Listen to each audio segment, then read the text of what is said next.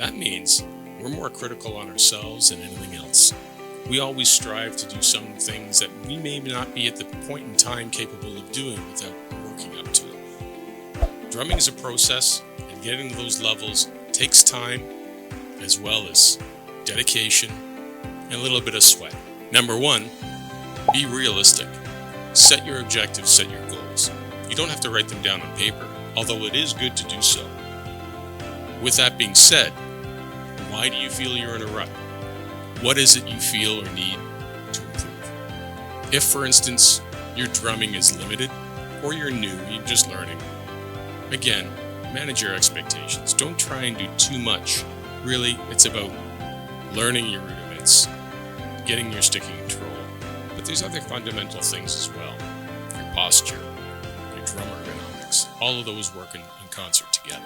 And in saying that, maybe now is the time to step back. So if you're trying to work on some funk, or you want to increase your drumming vocabulary, what are the things and the tools that you need to do to go back to? Well, books are good. And if you can't read that well, that's fine too. Go to the videos. There's lots of videos out there.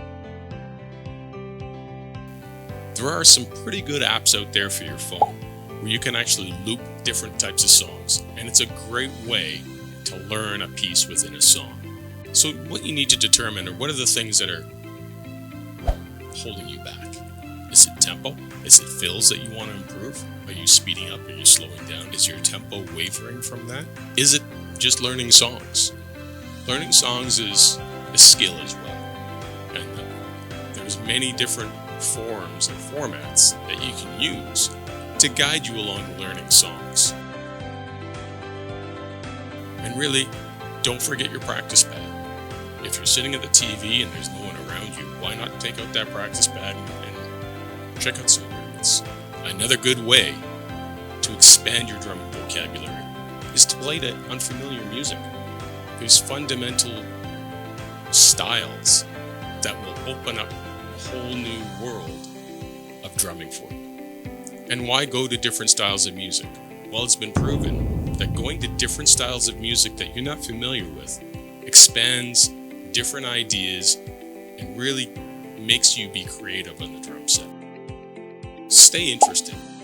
So what do I mean by keeping it interesting? Well, for instance, this little drum set that I've got here is just a 4-piece kit, so I've kind of brought myself down to the fundamentals. And what this really does is forces me to be more creative with a little bit less. I mean, essentially I've got 4 cymbals and a hi-hat, 2 toms, kick, and snare. That's it. But when I expand into a larger set, the tonal qualities and the different colors that I can put into music starts to open up for me. By doing that, it keeps it interesting because you're always changing things. It may be simple as the same kit that you have now. You may not have any other kits, but try your cymbals in a different position. Try your hi-hat at different heights. Maybe it's your seat, maybe it's your posture, but keep it interesting. And the last thing I really want to touch on is use your metronome. If there's a way that you can plug into your metronome and maybe have some headphones on, you can hear that click. And there's different ways of working with those clicks that will be creative and really starts to improve your timings. And what the metronome does is it lets you know where are the areas that you need to improve and what is happening with your playing. So always go back to that metronome and play with that religiously. Another thing that you can do, other than the metronome, is play to music, play to drumless tracks. There's a ton of different drumless tracks on YouTube. Just type in drumless tracks and you'll find a whole bunch. And it's a great way just to be a little bit more experimental. So I think those are some really good ways to get to that next level. Thing with tracking your progress on drums is a little bit difficult to do. It's like as a kid when you're growing up and you don't see an aunt or an uncle for a long time. And they look at you and they say, you've really grown. Well, to you, you're pretty much the same. And it's pretty much the same with drums. Don't be so hard on yourself. You're actually improving. You may not be improving that you can see right now, but you are improving. It just may not be as noticeable to you. But maybe there's a musician you haven't played with for a long time, and they'll hook up with you, and you guys will play, and all of a sudden he or she will know you've really improved. So some things you can consider when you're working to try and get to the next level.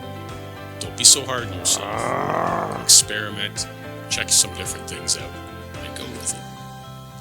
Thanks for clicking on the video.